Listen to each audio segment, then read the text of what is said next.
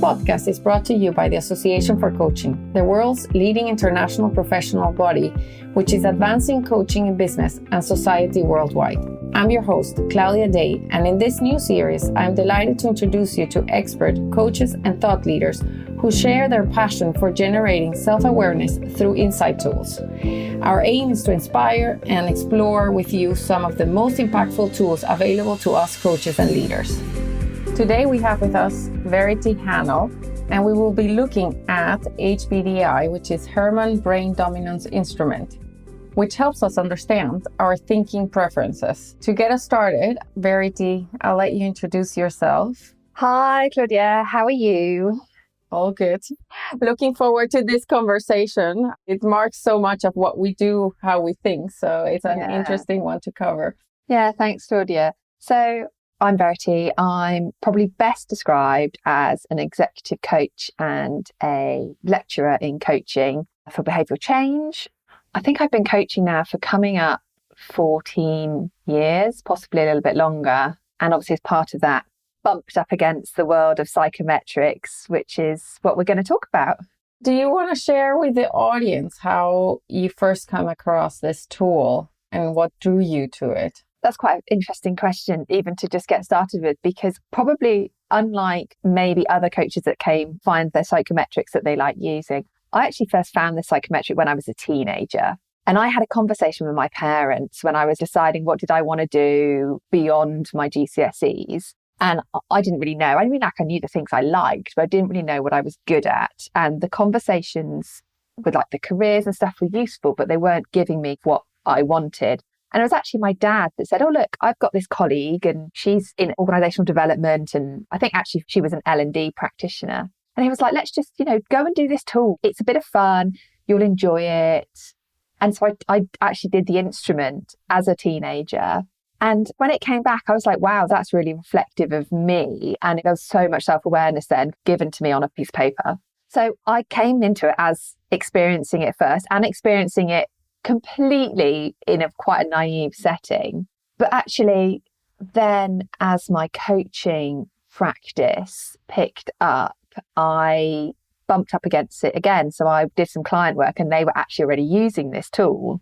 And they wanted me to do something with their team because they'd had this tool done and they didn't really know what it meant. And I was like, I know that. So I was very much like, right, this is clearly the stars aligning and this must be one of the tools that I need to have in my coaching toolkit. But I think beyond that, and I know we're going to talk lots about this as the podcast gets going. For me, it was really these fundamental concepts that this is about how we prefer to think. So we're not static human beings. We have this ability to grow and to flex. And it's not actually personality. So we're not getting into those bigger debates. It's just, well, this is what I like to do. This is my strengths and these might be my weaknesses in terms of my thinking and then how that plays out in my behavior. So that really aligned with my values. I guess you started the good way in the sense of you experience it first on yourself and then you went and applied it on others. Yeah. Which is nice. And you had your childhood one, which I guess now I'm curious of how I was in my younger years or what it would have said. So that's nice that you have it. Maybe we'll talk about that in a bit. I'll share what my journey was in my profile. Sounds good. Can you explain the theory behind this model? Yeah, so there's kind of two parts to the HBDI. So as you said, when you introduced this, HBDI and the full title, so Herrmann Brain Dominance Instrument, that's actually the assessment piece. So that's the questionnaire that I know you've gone through, I've gone through, many other people take. And what that does is that creates a map, this conceptual map, which then is the second part. So the actual theory bit behind the assessment is this concept of a whole brain model. And whole brain models and whole brain thinking, it's been around actually for way over 30 years, probably maybe nearly 40 years now actually, because time is fastly ticking on. And this model is a theory that our brain is divided quite simply into 4 quadrants, which we all have access to. So we can get access to all these different quadrants within our brain. And this model builds on the metaphorical left brain, right brain split, I say in little commas. So with our left brain being the more analytical, the logical, the organized part of our brain, and the right brain being our creative, emotional, intuitive brain. So this is then taken and made even more complex and realistic to our actual physiological brain, because then this theory considers the upper and the lower modes of our brain in terms of the cerebral activities, so the logical, technical activities that upper part, that cerebral part of our brain is responsible for, and then the lower, so the limbic system essentially, where our emotional, interpersonal, safekeeping preferences and activities generally come from. But if I backstep one step further from this model is built on cognitive science. And cognitive science proposes that humans are essentially prime example of a complicated, or a complex, I should say, intelligent system, just like a computer system. So when you think about our brain as this huge, big computer that's really complicated and interconnected with different bits responsible for different things, it suggests that for our brain and for human behavior, we can investigate it fully and get a really good idea of what's going on if we adopt this perspective that our brain is actually then some kind of computer system. And that means then that when we study the brain and our thinking and our behavior through a cognitive science lens, we're really drawing on lots of interdisciplinary research. So we're looking at linguistics, we're looking at psychology, we're looking at anthropology, but also we are looking at neuroscience. So we're bringing all that together to then embody this fundamental concept that our thinking is best understood in terms of a representational structure or a model in the mind, and then understanding these computer-like procedures that our brain goes through to operate the structures and how we think and then how we behave. And this test gives us a view into our powerful brains, our computers. Exactly. That sounds very appealing. Yeah, and it's a very visual profile that you get, and it's a representation of where these quadrants sits in our brain and what that maybe the areas we might prefer or more naturally go to, and maybe the areas in our brain that we are a little bit weaker or we just don't prefer to think with more often. Yeah, this model has been around for several years.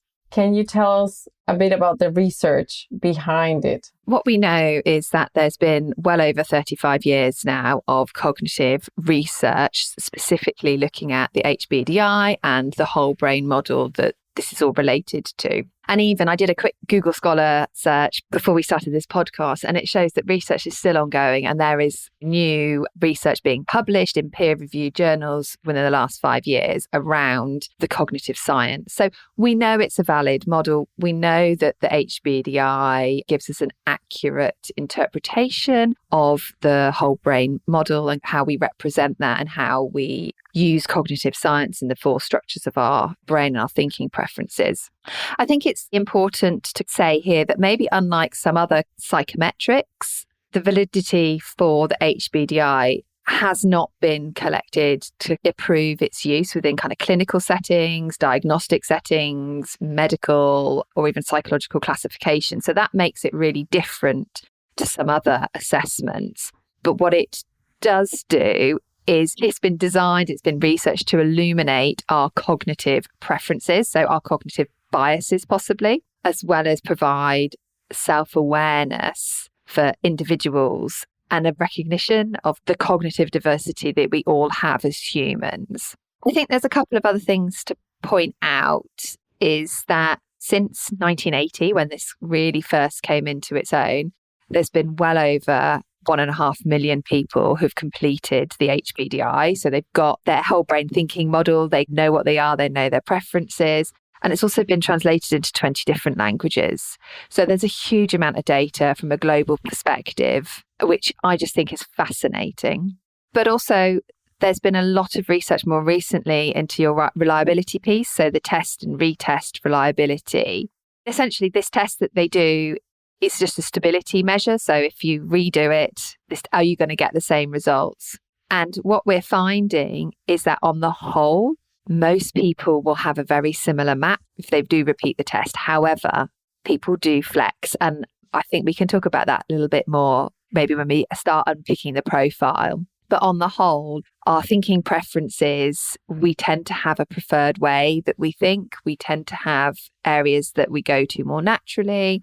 And actually, if we think about some of the neuroscience behind that, we know that we can build up our neural pathways, we can make those connections quicker, and those are our go-to ways of thinking and behaving. So this brings all of that to light in a really simplified model. So now that we've explored a bit of the theory, what are the main ways of thinking this model identifies? We talked about the left and right hemisphere and this upper and lower. So I appreciate this is a podcast and most people are probably out walking their dogs or driving in the car or doing something. But if you could visualize a circle and then do a line down the middle and a line across, so you've got a vertical and a horizontal line, this is conceptually what your profile looks like. And then if we look at those top two quadrants, so this is the upper bit. So we call this the abstract section. And then if we flip to the lower bit, so you go below that middle line, we've then got the more intuitive and the more emotional, concrete bit at the bottom in our lower section. So then if I break that down into each quadrant, so you get an idea of actually what does this look like. So if you've got this visual in front of you, we've got on the top left, we have the quadrant A, which is also a blue quadrant. And this is our factual quadrant. So this really is the what quadrant if we're thinking about our thinking preferences. This is looking at analysis. This is looking at diagnostics. This is really detailed and technical thinking styles. And then if we keep going around in this like anti-clockwise way, I'm just going to take you around the rest of the model. So we move to the bottom left quadrant in your mental map that I've got you to create. And here we have the practical. So this is the how quadrant. This is called B, and it's also a green quadrant. And in this practical how quadrant, we're thinking about planning, we're thinking about reviewing, we're thinking about safeguarding, and we're thinking about process. So this is a detail, but much more in a how detailed thinking style. And then if I get you to move to the next quadrant, so this would be the bottom right quadrant in your visualization. This is the C quadrant. This is also the red quadrant, and this is the interpersonal quadrant. So this is thinking about our emotions, thinking about our feelings, thinking about other people, thinking about our communications and the way we connect with each other. And then I'm going to shimmy us all the way back up to the top, at the top right quadrant now. And this is the D quadrant. So this is the yellow quadrant. And this is our experimental quadrant. So this is really the Y quadrant, the big picture thinking, idea generation, strategic thinking, conceptualization, that real big picture stuff. So that's a general overview of each of the quadrants in terms of what does this look like and how are we bringing it to life? And then what does that mean for you? So in other podcasts, we have you do the test as well as part of the audience. In this one, because we can't do that, we're going to use a very user-friendly or something we do every week example. So Verity will walk us through shopping.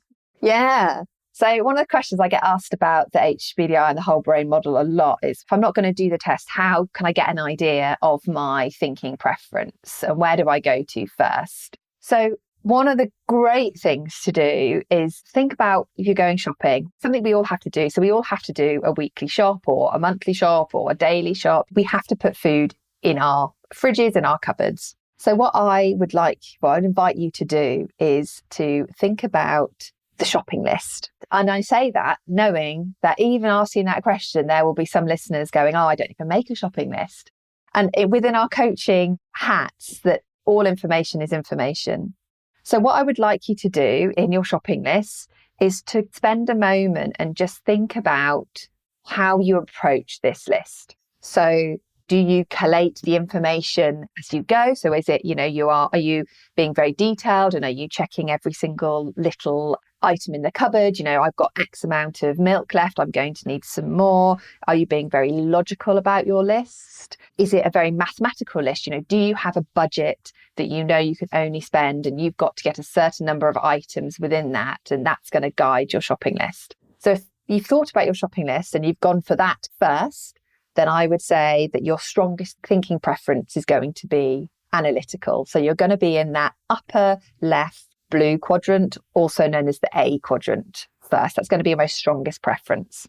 And then if we go to the B quadrant, so thinking about now, maybe you've started your list with, oh, I'm going to go to this supermarket because this has got an item that I want, and you're planning, you know the supermarket that you're going to go to, you know the layout, you know the items, and it's a very procedural event. You know, you may be going at a specific time because actually you know that that's the time that it's going to be quieter or it's going to have the best offers or something. It's a very administrative task. In terms of your list, maybe you might use an Alexa or something to help you keep a note of what you're missing, or maybe, you know, you might have a thing on the fridge and you kind of just pop things on. If you're going to that first, this bottom green B quadrant is going to be really strong for you and your thinking preferences. And then if I keep walking around the quadrant and give you some more ideas, maybe yours hasn't come up yet. And then we move to this emotional relational quadrant. Maybe actually you want to cook food that everybody likes in the house, or maybe there's a particular meal or you want to make something for somebody. So is your shopping list designed around the people in your home, the events in your home? Maybe you go to a certain supermarket because you really like that supermarket. It gives you a really good vibe. Or maybe you avoid other supermarkets because you don't like shopping there because it's not a nice shopping experience. So think about your list. Maybe also you've asked for input from other members of your household. You know, you might have asked your kids or your partner or, you know, whoever else you live with, family and friends. You know, what do they want to eat this week? And if you've gone for those sorts of things, then your strongest thinking preference might be in that red quadrant, so that interpersonal quadrant. And lastly, in our experiential quadrant, so that top yellow, this might be you have got a big picture. So you might know that you need to go to the supermarket. You might have an idea that you're going to cook a certain few meals this week. And I don't know, I'll pick a few things off the top of my head. So say you're going to do, I don't know, spaghetti bolognese, or you're going to do a few things. So you know what you're going to do, but you don't actually know whether you've got mince. You haven't got a clue whether you've got onions, but you're just going to go to the supermarket because you know that it's a bit low. You know it needs to be done. It's a very holistic thing. And you just kind of, this might be, I need this might be this. And it's very intuitive. It's very holistic and it's very conceptual. If you make a list, this conceptual bit might be that actually you are writing your list out in terms of where things are in the supermarket. You might have visualized going round each aisle, going, I'm getting to the fruit first, and then I'm getting to the fresh, whatever it is, counter, and blah, blah, blah, blah, blah. So you're able to visualize where these items are in the shop, and then you're doing a mental or visual walkthrough in your shopping. So Claudia, as I'm talking, there's going to be people listening going, but I do both of those things. I have a map and I do this, and I also use my Alexa, and I also ask my kids. That is the joy of this model, is we have a preference, but actually we're human, right? So we have multiple preferences. So there are many things that we do that we are strong in, that we go to together, and that gives us our unique thinking style. Yeah. Or you may have all four. Yes, you may have all four. But that makes it really visual. And I think also, I did mine, of course, but I was thinking of my husband's. And I love when he goes to the supermarket because he'll come with carrots that are all, the different colored carrots that are all exciting. So, and he'll come with exciting things that I normally wouldn't buy because I have less of, and I think he's more yellow and I have less of the yellow by that description. So it definitely brings it to life. Hope it brought it to life for the audience as well. We're now going to go a bit deeper into what is it that can be the risk of having one too high or being too strong or too low on any of them. Yeah, so I think as we kind of unpick this a bit further, it's really important to emphasize that in this model, and I mentioned this at the start, we can do any of these things, right? So we have a preference. It doesn't mean that we're not doing other things. And actually, when you do the HBDI, what you'll realize is you will get a numerical score across each of the quadrants. So I know you've done yours, Claudia, and I won't ask you to share, but I'm quite happy to share mine and explain those numbers. When you come back with the HBDI, you will get numbers ranging from 1 to 3. So 1 is really high, 2 is kind of moderate, and 3 would be a least preferred area to work in. So for me, my code is 3111. And what that means is that my 3 sits in that A quadrant. So we're constantly working in that same anti-clockwise way. So I will actively avoid using my brain to think in that analytical space. So I get very stressed out by lots and lots and lots of detail, by the real quantitative, technical, analytical stuff and conversations. I can do it. I know I can do it. Financial also sits in there. I can be very financial, but also I'm quite happy to outsource all of that to other people. And then the triple ones for me means what I've chosen maybe to not do so much, not my A quadrant. I was basically trying to avoid the things that I'm not so good at. But let's be honest, that's where I am in that A quadrant. For the B, C and D, so the how, the who and the why bit, I'm really strong in. So they really interplay and come out in kind of different guises. So I think when you work through this, it's not a question of what are the risks in terms of an individual. It's giving you awareness of maybe the things that you can overlook. So if I keep using my profile as an example, because I am very adversely using that A quadrant within my brain, there are certain tiny details that I will negate, or I might choose to ignore, whatever you want to call it, but it's not something I would naturally go to. So that might mean when I'm working in a team or I'm planning a project, that, there are certain details that I would go to last, or I would quite happily offload. So I might not look at the financial implications of something over thinking about the more stronger preferences. So, for example, if I was working on something, I'm more likely to think about who needs to be involved with this project rather than how much is this project going to cost. Doesn't mean that I don't think about that, but that would probably be the last thing that I think about and go to. When you're coaching with this, Verity, how do you approach it? I talked about the profiles that we get and the numbers that you receive and what your model looks like. So when we're coaching, I think it's, what information is this giving us and how can I use it? So our profiles tend to separate into different types of dominance, right? So if we think of our dominance, so our strongest thinking preference, we have simply 4 options. So we have a single dominant profile. So for these profiles, they have only one, as in 1-1 in one of the categories. So they're really strong in one area and they might be moderate or not so strong in the other areas, but they're really kind of strong.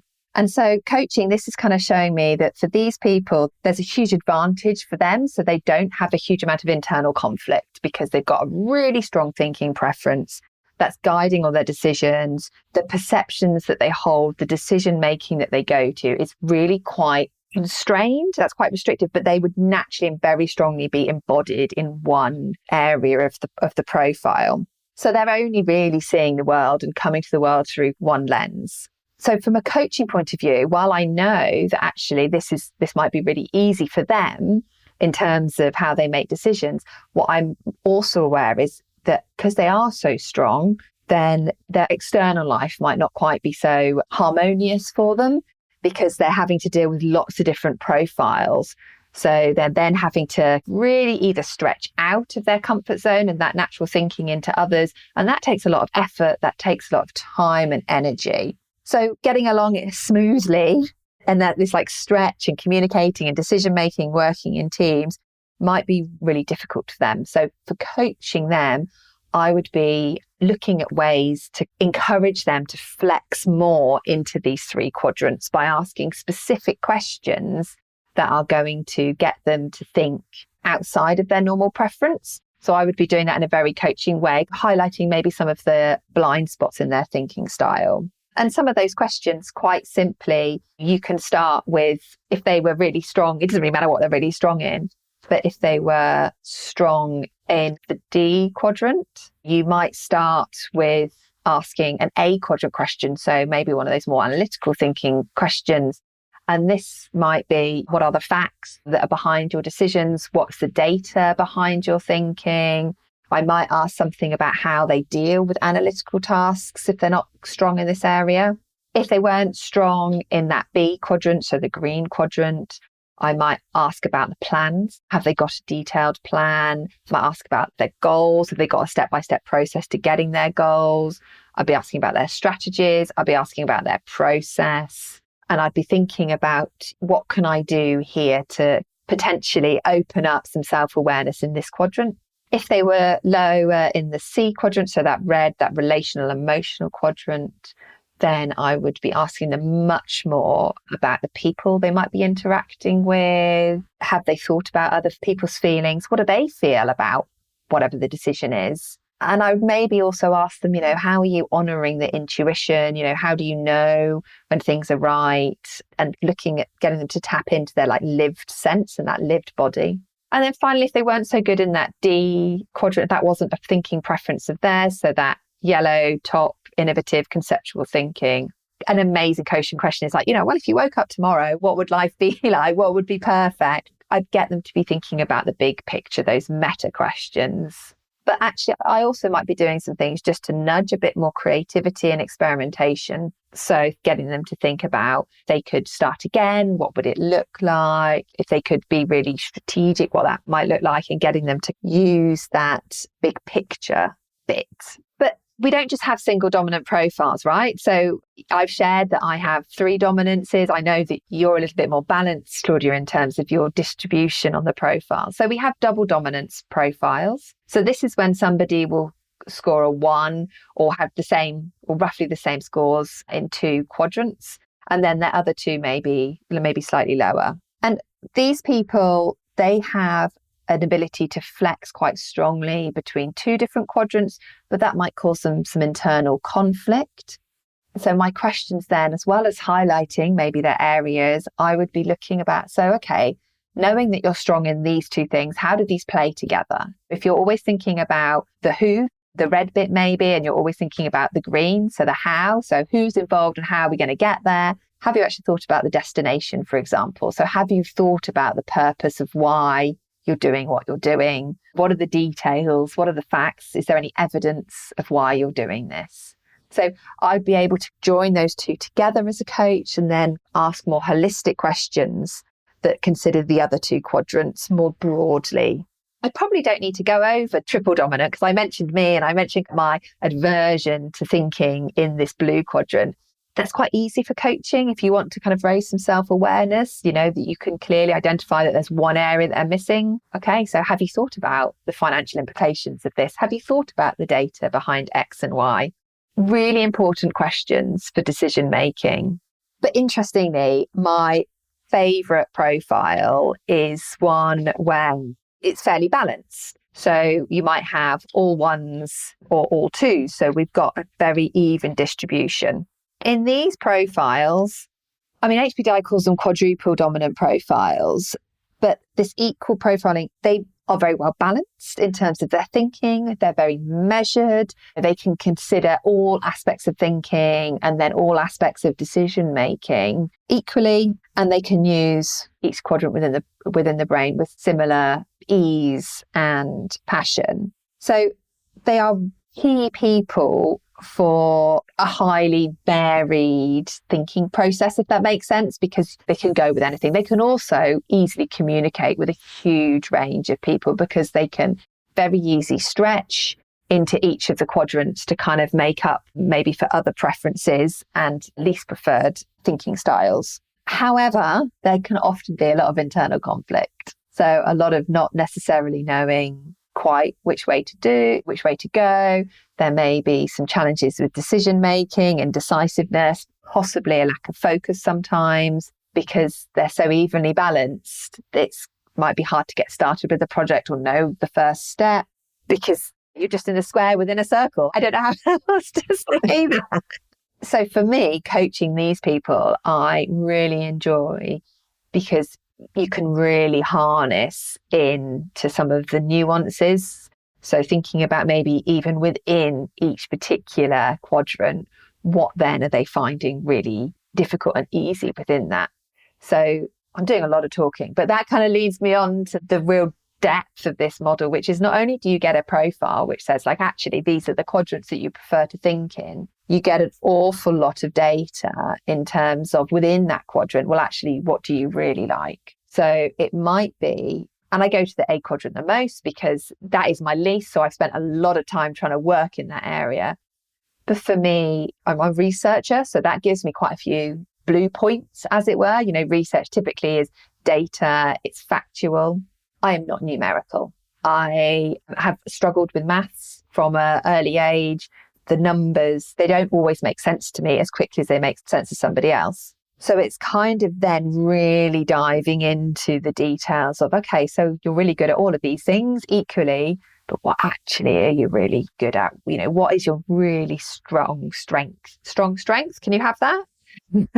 I'll let you decide that one.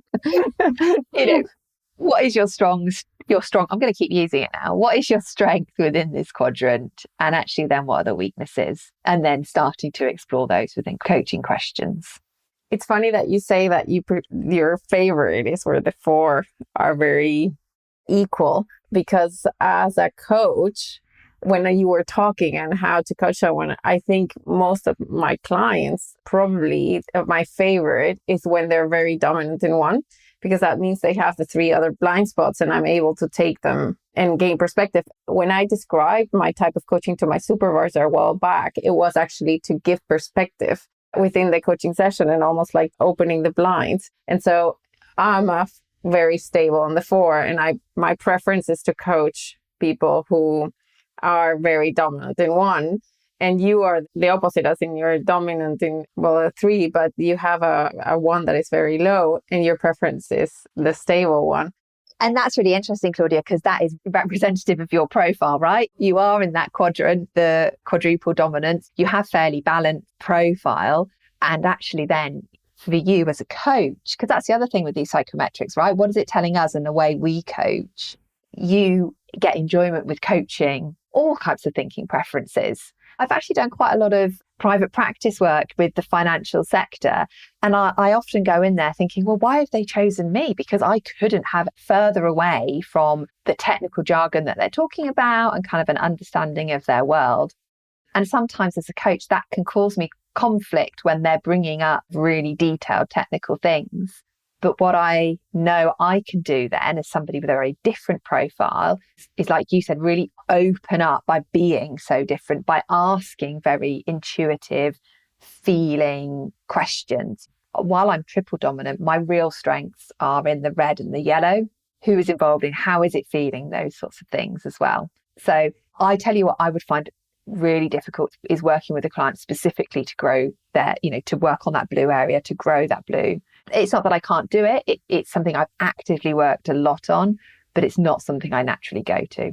We might naturally end up in a conversation talking about feelings and purpose rather than the facts and the figures that we really need to be coaching and discussing.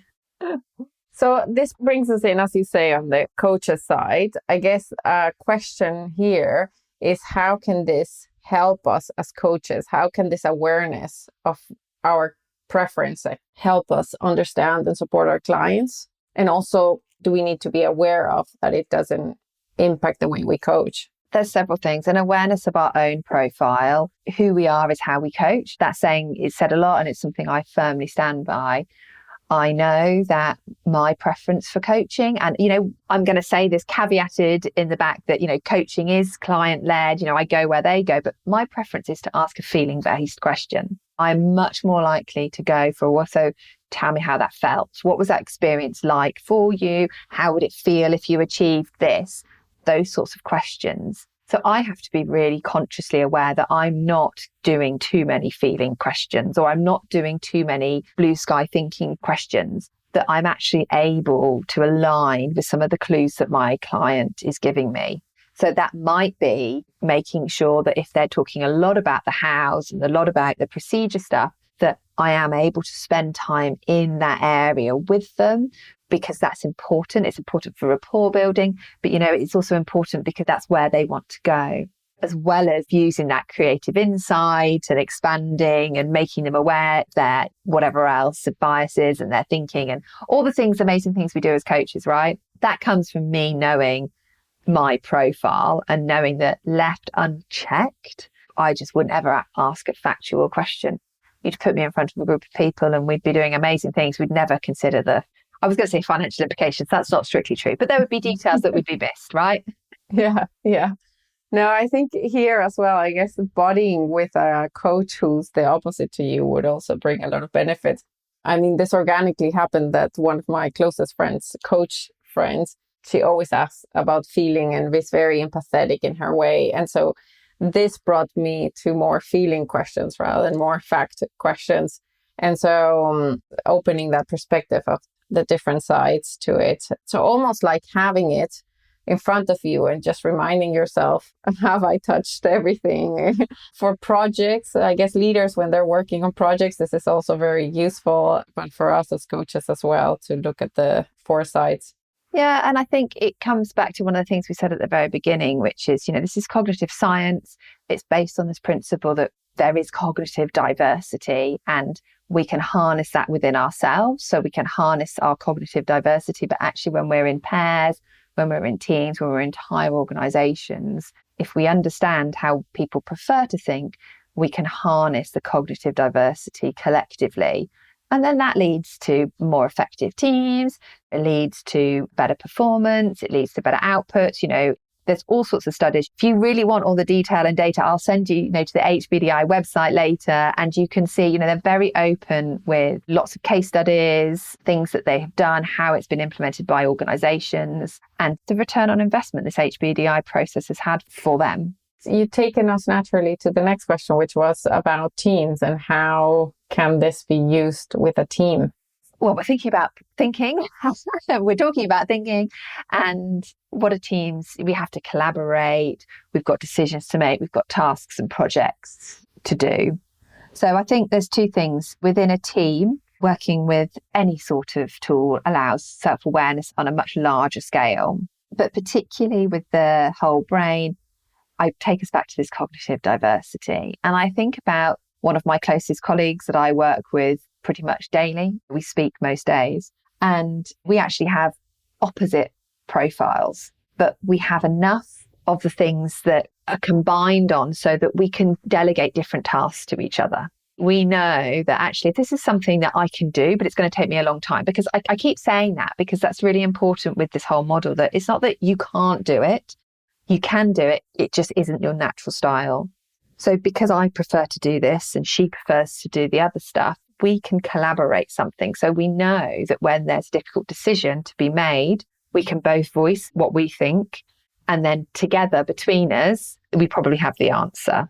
So teams, it's then thinking about more broadly, we've got all these different preferences, we've got all the diversity. Then what are the hidden team dynamics? So where does the leader sit? How does the team collectively make decisions?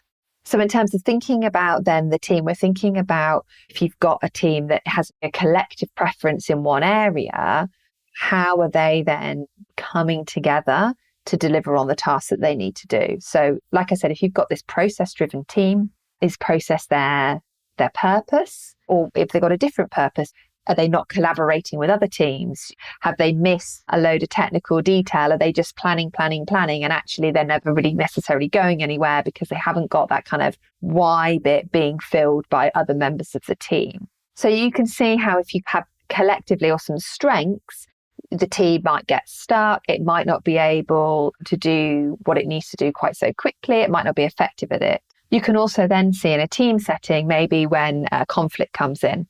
So it might be that you have one or two very different preferences, but actually the team as a whole might be elsewhere. So then there's conflict between the roles that we embody and the preferences we have.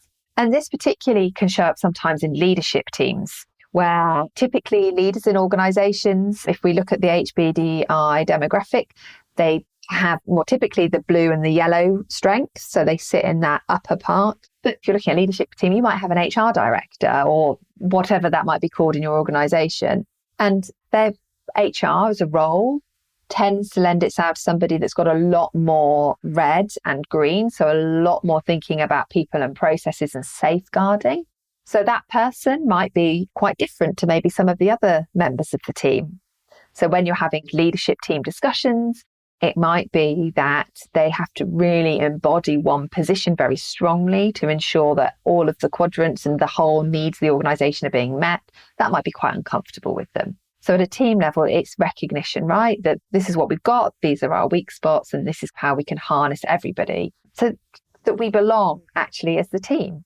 And if I think back of my working experience and my managers, it would have definitely been worthwhile, not of course with all of them, but with the ones where I can identify something very strong, for me to understand this sooner. So I think I had a very blue manager.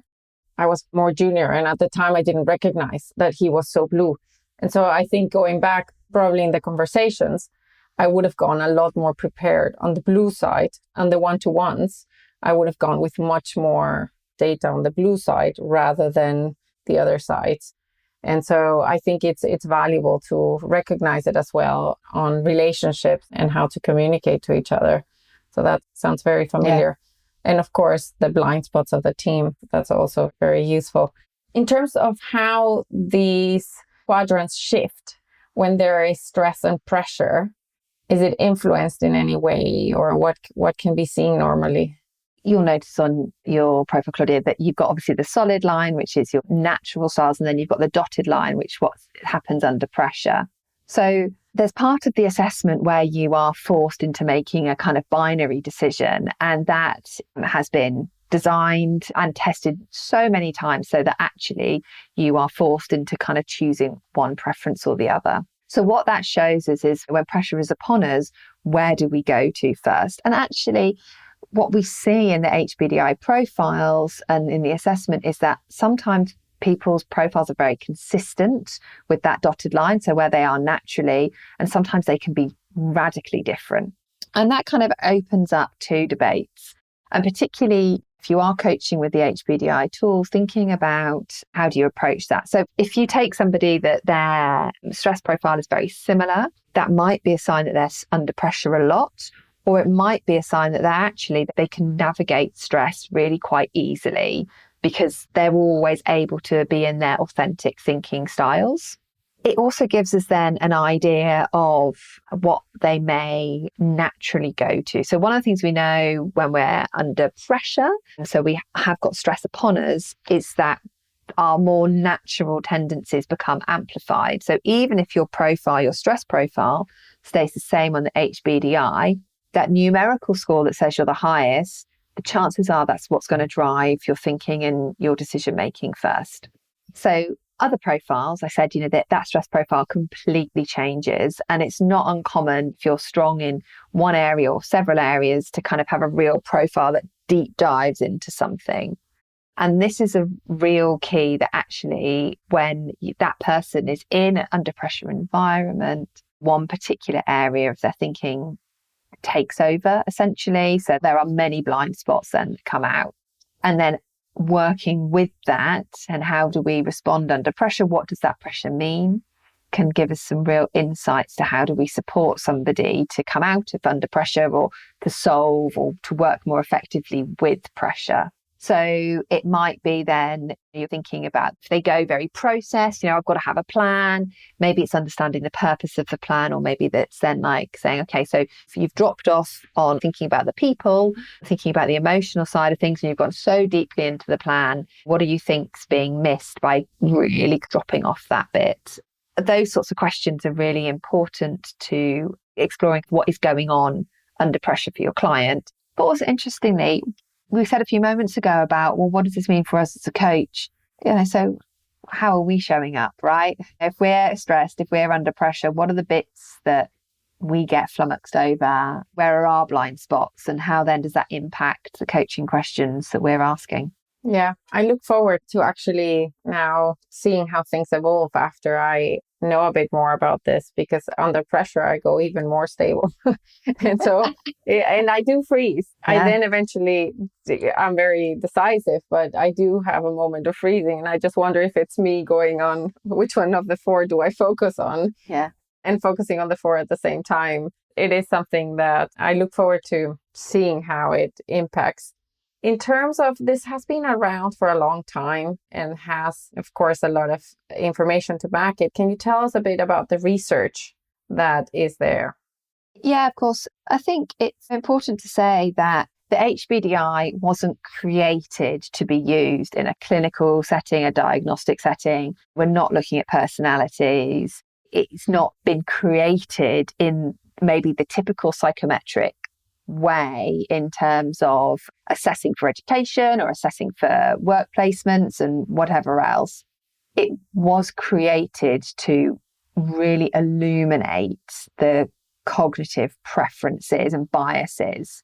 So there has been an incredible amount of research over the last 35 years or so, particularly cognitive science research that has sought to underpin the whole brain model and think about how we apply the whole brain model.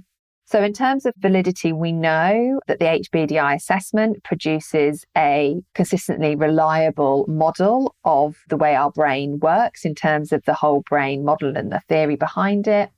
Over 1.4 million people and counting have now completed the HBDI.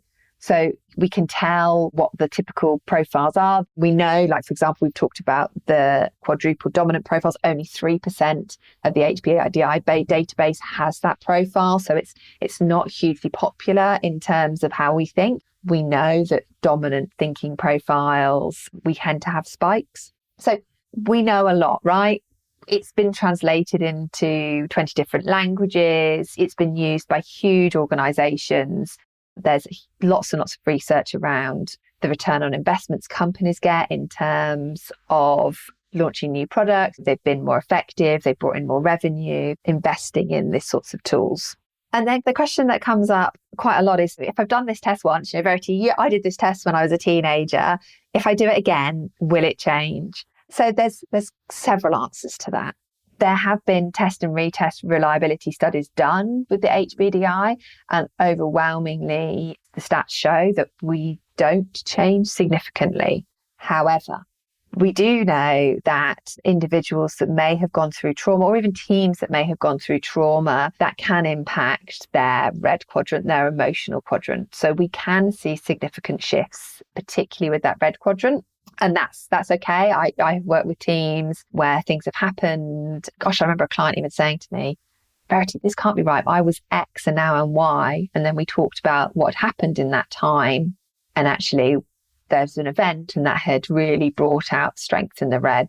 We also know that life events can happen. So having children or even losing someone that you love can also significantly increase red thinking preferences. So we know, while it is static, things can impact that.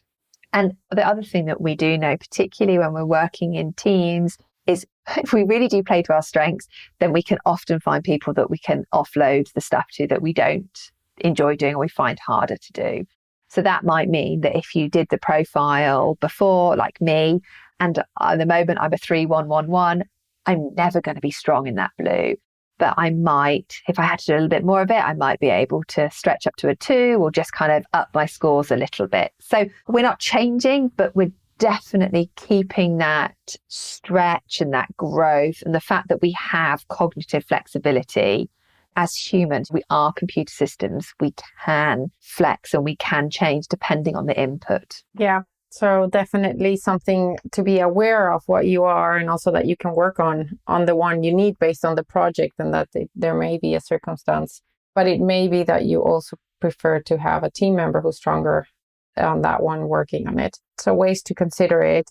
Well, thank you so much for coming today, Verity, and for sharing with us your experience using this tool as a coach. Thank you. Is there anything else that you would recommend the audience reads? You've mentioned, of course, the website that has lots of information. We'll put that in the notes. Is there anything else that you would suggest they read? The whole brain theory is a huge area in itself. So if that's grabbed you, maybe not the assessment today, then have a little search, because I know that there's books around whole brain children, whole brain leadership. So it's a real movement of how can we harness all of our brains. We'll put some more information about that on the notes as well. And where can people contact you if they want to share something or ask a question? LinkedIn is probably the easiest place and the place you'll get the quickest response. So I would say head over to my LinkedIn page, which you can find just by Verity Hannell, and feel free to connect or drop me a DM. Amazing. Thank you so much. And I hope you enjoyed this, the audience. If you have any questions, do not hesitate to contact us. Thanks so much, Claudia. Bye. Thank you for listening to another podcast by the Association for Coaching. For over 20 years, our purpose has been to inspire and champion coaching excellence, advance the coaching profession, and make sustainable differences to individuals, organizations, and society. To find out more about the AC and our member benefits, follow us on LinkedIn or visit our website at associationforcoaching.com. Explore our digital learning hub and enjoy our extensive library of on-demand webinars, member benefit interviews, podcasts, and a portfolio of live events featuring thought leadership tools, models, and the latest industry trends to help you develop your coaching experience.